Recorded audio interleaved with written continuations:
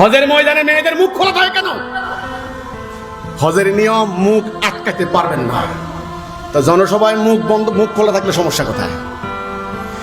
জুমার নামাজে মেয়েরা, হজের নামাজে মেয়েরা, বাজার ব্যবস্থাপনা মেয়েরা, যুদ্ধাহতদেরকে সেবা করছেন মেয়েরা। আজকে নাইটিঙ্গেলের কথা তোমরা খুব জানো, কিন্তু আমার বীরাঙ্গনা রুফায়দার কথা কেউ জানে না কেন?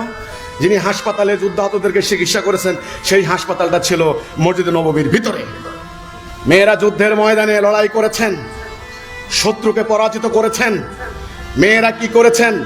ওহুদের ময়দানে সেই বিপর্যয়কর মুহূর্তে যখন পুরুষ সাহাবীরা একে একে শত্রুর উপরে শহীদ হয়ে গেলেন, রাসূল আকরাম সাল্লাল্লাহু আলাইহি সাল্লাম অরক্ষিত হয়ে পড়লেন। রাসূলকে বৃষ্টির মতো তীর নিক্ষেপ করতে লাগলো, বল্লম নিক্ষেপ করতে লাগলো। তখন মেয়েরা রণাঙ্গনে অবতীর্ণ হলেন বীরাঙ্গনার ভূমিকা নিয়ে।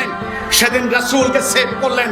হাদিস, রাসূল বলছেন, আমি ডাইনে তাকাই উম্মে আম্মারা, বামে তাকাই উম্মে আম্মারা, সামনে তাকাই উম্মে আম্মারা।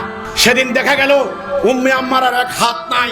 অনেক নারী সাহাবীর পিঠে সজারুর মতো শত শত তীর বিদ্ধ হয়েছে, তারা রাসূলকে সেভ করেছেন।